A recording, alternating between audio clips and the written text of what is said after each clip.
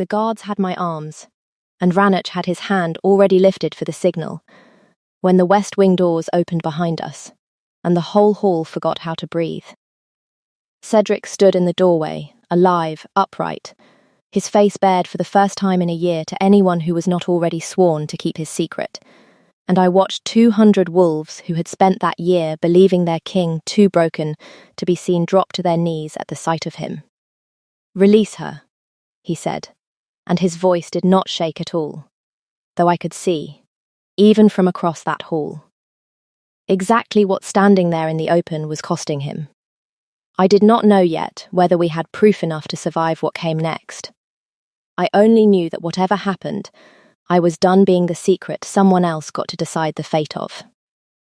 Let me tell you how I ended up in that hall, because it started, absurdly, with a door that looked like every other door in the palace.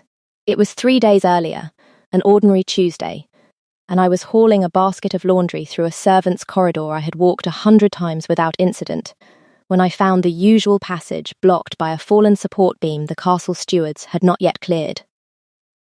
I took the side corridor instead, the one I had been told, vaguely, led nowhere useful, and found, at the end of it, a plain wooden door that looked exactly like every linen closet I had ever hauled a basket into. I pushed it open without knocking, the way you push open a door you assume is empty, and found a man standing at a window with his back to me, tall and still in a way that made the whole room feel colder than the corridor had been. He turned. I saw his face. I did not understand, in that first frozen moment, why the sight of an ordinary man's face should have made my whole chest go tight with the sense that I had just done something irreversible. I only knew that he looked at me the way a man looks at a door he has spent a year hoping would never open, and that whatever expression crossed his own face in that instant was not fear of me. It was something closer to recognition, raw and unguarded, the look of a man who has been alone with a secret for so long that another person's simple presence undoes him. "Who are you?" he said, low, urgent, already crossing the room toward me. "Orla," I said, because it seemed the only honest thing to offer a stranger who had just looked at me like I was either a threat or a miracle and had not yet decided which. I took a wrong turn. "I am sorry, I did not mean to. You cannot leave," he said. I laughed, because it seemed the reasonable response to a strange man in an empty wing telling a laundry maid she could not leave a linen closet. "I assure you, I have laundry to deliver, and a mistress who will notice if I do not. I am not making a request." Something in his voice had gone hard, controlled, a man forcing calm over something considerably less calm underneath. "You do not understand what you have just seen. I need you to understand that before either of us decides anything else." That was the moment 2 guards burst through the door behind me, weapons half drawn, and froze the instant they saw who I was looking at. "Your Grace," one of them said, and dropped to one knee so fast I heard his armor rattle, and I understood, watching him kneel to a man I had assumed was simply another servant caught somewhere he should not be, that I had wandered into something considerably larger than a linen closet. I did not know yet that the man standing in that room was King Cedric of Duskmire, who the entire kingdom believed too gravely wounded from an assassination attempt a year earlier to be seen by anyone outside his most trusted household. I only knew, looking between his face and the guards' bowed heads, that whatever I had just stumbled into, there was no simple way to walk back out of it. I was taken, not to a dungeon as I half expected, but to a modest chamber in the same sealed wing, and left there for the better part of a day while, I gathered later, an entire household argued in low, urgent voices about what to do with me. It was Rolf, the king's second, who finally came to explain it, sitting across from me with the particular, careful weight of a man deciding how much truth a stranger could be trusted with. "A year ago," he said, "the king was attacked in his own council chamber, poisoned and struck near fatally, before his own guard could reach him. He survived, barely, and has spent the year since recovering in secret, in this wing, while Regent Rannoch rules in his name. presenting the king's continued seclusion as a matter of slow healing, rather than admitting how close the crown came to losing him entirely. "Why the secrecy?" I asked. "Surely a king recovering from an attack on his life deserves sympathy, not hiding." "Because whoever ordered that attack is still unaccounted for," Rolf said, "and the king does not yet know how far their reach extends into his own court. If they believed him dead or dying quietly, they grew careless. If they learn he is recovering and asking questions, they may finish what they started before he has proof enough to name them." I sat with that a long moment, and I have just seen his face. "You have," Rolf said. "Which means, whether either of you likes it, you are now inside a secret that several people would very much prefer stayed buried. The king is not being cruel keeping you here. He is being careful with the one thing he has left to be careful with." I did not entirely believe that yet, not fully. Not from a man I had known for less than a day. I would come to understand it soon enough. "What happens to me?" I asked, because it seemed the more pressing question than any comfort Rolf was offering. "If I am now inside this secret, as you say, do I simply stay in this room until the danger passes, however long that takes?" "That has not yet been decided," Rolf admitted. "I will tell you plainly, because I think you deserve plainness more than reassurance. No one in this household has ever had to decide what to do with someone who discovered the king alive by accident. We have only ever had to decide how to protect the ones who already knew. That is not an answer." "No," he agreed. "It is not. I suspect the king intends to give you one himself." I spent the rest of that afternoon alone in the small chamber, turning the strangeness of my own situation over in my mind the way I might have turned over a coin of foreign make, uncertain what it was actually worth or what I was meant to do with it. I was not afraid, exactly. I found that curious in itself. I was, more than anything, furious at the unfairness of having my entire life rearranged by a door that had given me no warning at all. Cedric came to see me himself that evening, and I understood, watching him cross that small chamber, exactly how much the year of hiding had cost him. He moved like a man still guarding an old wound, careful in ways that had nothing to do with formal bearing, and everything to do with pain he had simply learned to carry quietly. "I am sorry," he said, without preamble, "for how that went. I have had a year to prepare for the possibility of being seen again, and none of my preparation involved a laundry maid taking a wrong turn. I did notice the door looked exactly like every other door in this palace," I said. "You might consider a sign." Something flickered across his face that I would learn, over the following days, was the closest thing he had to a genuine laugh. Brief, startled out of him, gone almost as soon as it arrived. "I will take that under advisement." "Why me?" I asked. Because it was the question I had been circling since the moment he first looked at me. "You said I could not leave. You did not say why, beyond the danger of the secret itself. There was something else in your face when you first saw me. I am not foolish enough to pretend I did not notice it." He was quiet a long moment, and when he spoke again, his voice had lost its careful formality entirely. "I do not fully understand it myself. I have not felt anything but grief and suspicion in a year. I looked at you and felt, for one moment, something that was neither of those things, and I do not know what to call it beyond the fact that it frightened me considerably more than the assassin's blade did. I did not have an answer ready for that, so I asked him something easier instead. What was it like?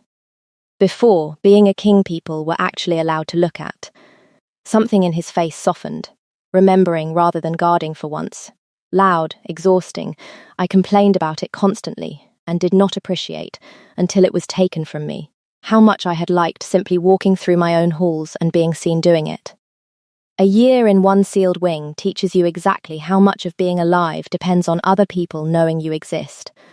Then let me be the first inconvenient proof that you still do, I said, and watched something in him ease, just slightly, At hearing it said so plainly. We talked longer than either of us intended that first evening, about small things mostly. The sound the castle made at night from inside a wing no one else used. The particular loneliness of eating every meal alone for a year. The way he had started talking to Rolf about nothing at all, simply to remember what an ordinary conversation felt like. I found myself, without quite deciding to, telling him about my own family. My mother's insistence that a laundry maid's hands told you more about her character than any noble's manners ever could. And he listened the way I would come to learn he listened to everything. Completely. As though it were the only true information reaching him all year. Which, I suspected, it very nearly was. I did not have an answer ready for what was growing between us in that small sealed room, so I let it grow anyway, while the rest of the castle went on, unaware, believing its king too broken to be seen by anyone at all. I remained in that sealed wing far longer than either of us said aloud that it meant anything, because Rolf refused, flatly, to let me return to ordinary castle life, while Rannoch's people were still watching every corridor for signs the king's seclusion might be ending. I told myself I was simply waiting out the danger. I did not entirely believe myself even at the time. I learned, in those days, the actual shape of what had happened to him, not from Rolf's careful summaries, but from Cedric himself, in small pieces, over quiet evenings, in a room that had become, without either of us deciding it plainly, a place where we told each other true things. Rannoch served my father for 30 years, he told me, one evening, staring at a fire that had burned low. I trusted him the way you trust furniture that has simply always been in the room. I did not think to question who benefited most from a council chamber attack that nearly killed me, and left him as the only steady hand left to hold the crown while I recovered. I have spent a year piecing together proof I could not gather from a sickbed, quietly, through the few people I still trust completely. And you have not found enough yet, not enough to survive an accusation that fails, he said.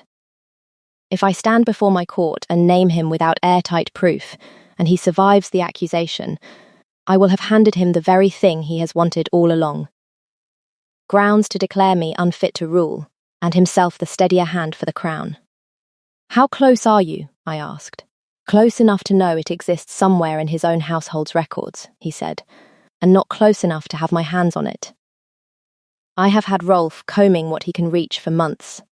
Every avenue we have tried has run into a wall Rannoch built carefully enough that I begin to suspect he anticipated exactly this kind of quiet investigation. Then perhaps he did not anticipate a laundry maid with nothing better to do and considerably less to lose than a king's own household. Something in his face shifted, weighing the offer before he had fully let himself hope in it. I would not ask that of you. You are not asking, I said. I am offering. There is a considerable difference, and I would ask you to let me make my own choice about it, the same way I am asking you to let me stay in a room I did not choose to be locked inside of. If you want to find out whether Rannoch ever discovered exactly how much I had seen, and what Cedric's wolf did the day he finally stood in front of his own court again, stay with me through to the end of this. Follow along so you do not lose the thread of what happens when a king who has been hiding for a year finally has a reason to stop. Then we find the proof, I said, and felt, saying it, the same reckless certainty that had once made me push open an unfamiliar door without knocking. I began going through what records Rolf could smuggle into that sealed wing without drawing attention. Supply requisitions, physicians' ledgers, the guest lists of the council chamber the night of the attack, and it was in the physician's own record, 3 days into my search, that I found the detail that finally mattered. The poison used against Cedric was rare, slow, and precisely calibrated, the kind requiring a physician's expertise to prepare correctly, and only one physician in Duskmira had the specific training to mix it in that exact dose. That physician had, for the past 11 years, been retained privately and exclusively by Regent Rannoch's own household. I sat with that ledger a long time, understanding, with the particular cold clarity of a fact rearranging everything around it, that the man ruling Duskmira in Cedric's name had very likely arranged the attack meant to end his reign before it truly began. I brought the finding to Cedric that same night, my hands not quite steady on the ledger's worn pages. He read it twice, in silence, and when he finally looked up, something in his face had gone colder and more certain than I had yet seen it. 30 years, he said, quiet. I called that man uncle, in private when I was young enough not to know better. I do not think I have ever hated anyone the way I hate him in this exact moment, and I find I am almost grateful for the clarity of it, after a year of only grief and suspicion tangled together with nowhere to land. Then, let the clarity be useful, I said. Not just felt. He nodded, slow, and I watched a king who had spent a year hiding begin, for the first time to plan instead. Rannoch, it turned out, had noticed something was different long before we had proof ready to use. He moved first through the simplest possible channel, a quiet reassignment order, delivered to my former mistress within the week, transferring the laundry maid, who had briefly gone missing in the castle's west corridors, to a distant household 2 days' ride away, citing a shortage of staff that did not actually exist. It was, I understood the moment Rolf told me of it, an attempt to remove me from the castle entirely before I became inconvenient in some larger way Rannoch had not yet named aloud. Cedric refused the transfer the moment he learned of it, quietly, but absolutely, through channels that did not require him to reveal himself at all. I do not know whether Rannoch understood, in that refusal, exactly how much danger his own position was now in. I suspect he understood perfectly, and simply decided the time for careful patience had run out. His second move came 6 days later, and it very nearly finished what the first attack had started. Rolf discovered, only hours before it might have succeeded, that the modest evening meal prepared for Cedric's sealed wing had been intercepted somewhere between the kitchens and the door, the usual taster's portions swapped, with practiced, professional care. It was Rolf's own habit of arriving early, restless with the same unease that had kept him doubling watches since my discovery, that caught the swap before Cedric ever lifted the spoon. I was in the room when Rolf came through the door pale and breathless with the ruined tray still in his hands, and I understood, watching Cedric's face go carefully blank in the particular way of a man refusing to let fear show, exactly how close we had just come to losing everything before we had a chance to use it. I did not sleep at all that night. I sat instead in the chair nearest his, neither of us speaking much, simply present. The way I had learned over those weeks was the only thing that ever actually helped. That is the closest either of us came to losing everything before we ever reached the throne room, and it told us, plainly, that whatever proof we had gathered needed to be used before Rannoch found a method that did not fail. We moved within 2 days, timed to land during the anniversary ceremony Rannoch himself had arranged, a formal court gathering, ostensibly to mark 1 year of his steady regency. In truth, I suspected, the moment he intended to quietly propose making his stewardship permanent. It was, Cedric decided, exactly the stage on which the truth would land hardest. I stood at the edge of that hall in a servant's plain dress, the only clothing I owned, while Rannoch delivered a long, practiced speech about sacrifice and steady leadership in a king's continued absence. And I watched 200 wolves nod along with every carefully rehearsed word. It was Rolf who moved first, presenting the physician's ledger before the assembled court, and asking, plainly, why the one man in Duskmira qualified to prepare the poison used against the king had spent 11 years in Regent Rannoch's private employ. The hall's polite attention turned, in an instant, to something considerably sharper. Rannoch's composure held for exactly as long as it took him to begin explaining the ledger away as coincidence, and it was in the middle of that explanation that the West Wing doors opened, and Cedric walked through them. That is the moment I told you about at the very beginning of this. The guard's hands still on my arms from an earlier, smaller scuffle Rannoch's own men had started, the moment they saw the ledger produced. Rannoch's hand lifted for a signal that never finished being given, and an entire hall dropping to its knees at the sight of a king they had been told for a year was too broken to stand in front of them. "Release her," Cedric said, and the guards did, instantly, and I watched Rannoch's face do the slow, catastrophic work of understanding that every careful piece of his year-long deception had just collapsed in a single moment he could not undo.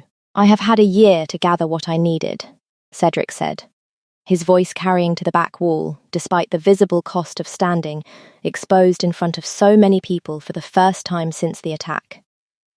"A poison prepared by your own physician. A regency you were, I am told, quietly preparing to make permanent this very evening. I would ask the court to consider whether a man that patient in his ambition was ever truly serving the crown he claims he protected." Rannoch's wolf, straining beneath a composure that had clearly been cracking since the ledger's first mention, surged forward toward the throne with a final desperate aggression, and it was Cedric's own wolf, restrained for a year by a wound still not fully healed. That met him halfway across that hall, pinning him to the floor with a force that made the decision for the entire court before anyone needed to formally vote on it. The captives of Rannoch's long deception, once the truth finally stood in front of them undeniable, did something I had not expected. One by one, the very court that had knelt automatically to the throne, knelt again. This time deliberately, turning partway toward me as well, the laundry maid who had pushed open the wrong door and refused to disappear quietly when someone more powerful decided that would be convenient. Rannoch was stripped of his regency and his standing within the hour, his private accounts and his physician's practice seized for full inquiry, and he was escorted from Duskmir's halls in considerably less finery than he had worn delivering his anniversary speech that same morning.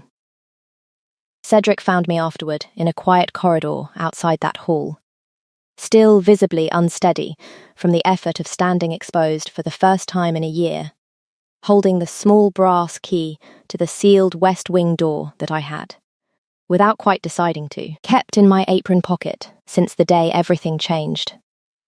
"I have spent 3 days trying to prove to you that you had not simply been trapped by a frightened, hiding man," he said. "And I do not think nearly losing my own throne in the process was the demonstration I had planned." "It worked anyway," I said, "though I would ask you not to repeat it. I do not intend to make a habit of it." He looked at the key still in my hand, then at me, something in his face finally losing the last of its careful, guarded formality. I do not know how to properly court a woman I first met by telling her she could never leave. I have had a year to grow poor at courtship and considerably better at hiding. "You already managed it," I said. "You told me the truth. Every evening, in a room with the door shut, when you had every reason not to trust anyone at all.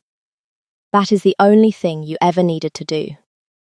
When he kissed me, careful and uncertain, like a man who had spent a year believing himself finished with the possibility of being wanted for anything beyond his crown, I felt something in my own chest.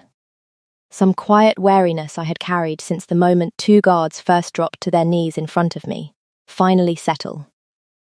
He claimed me before the full restored court a month later, once he was steady enough on his feet to stand through the whole ceremony unaided, his hand sure on the old iron circlet as he set it on my head himself, in front of every noble who had spent a year believing their king too broken to rule, and had just watched him prove otherwise. Rolf stood near the front of that hall, looking, for the first time in a year, entirely unworried. Not every noble accepted it easily. One elderly duke asked, pointedly, whether a laundry maid understood the weight of a crown she had stumbled into, rather than been raised for.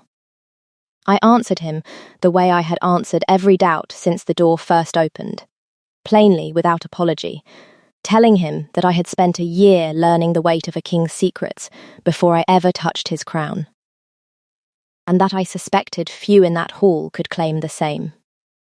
6 months later, I stood in that same sealed wing, its door propped permanently open now, with a letter from my own family in one hand and the small brass key, worn smooth from my own nervous handling of it these past months, in the other. My family's letter asked, carefully, whether it was true their daughter, once sent off with nothing but a laundry basket, was Queen of Duskmere now. I wrote back that it was true, and that the door in question had since been given an actual sign, at my own insistence, so that no future laundry maid would stumble into quite so much destiny by accident. Rolf had stopped bracing every time Rannick's name came up in court proceedings, mostly, now that the man sat in confinement rather than a regent's chair. Duskmere's court, once so easily steadied by a patient liar's careful reassurances, had grown considerably more careful about mistaking calm for honesty. And Cedric, once a king so wary of being seen that he had sealed himself behind a plain, unmarked door for a full year, had become, slowly, a king who no longer flinched at being looked at. He still carried the old wound some mornings, a stiffness in his side that the healers said would never fully leave him, and I had learned to recognize the particular quiet way he favored it without asking for help. I did not press him about it. I had learned in that sealed wing that some things heal on their own schedule, and that the kindest thing a person can do is simply stay present for however long that schedule takes. I turned the small brass key over in my fingers and thought about the woman who had pushed open an ordinary-looking door 3 days into an ordinary week. Certain of nothing, beyond a basket of laundry that needed delivering, she had no idea, that ordinary Tuesday, that the wrong room was about to become the only room she would ever truly want to walk into again. She only knew she could not simply back out of what she had already seen. I like to think she would be glad, now, that she never learned to knock. Do you think Cedric would have found his way out of hiding on his own eventually, or did he need someone to walk in on him before he remembered he was allowed to be seen at all? Tell me your theory in the comments. And if you want to stay behind that door a little longer, comment the key, and I will know exactly what you are asking for. Thank you for standing in that sealed room with me. Wherever you are listening from tonight, welcome to Duskmere. Follow along for the next story from this side of the border. There are more kings in these hills, hiding behind doors that look like every other door, waiting for someone who will not simply turn around. And I intend to tell you every one of their stories,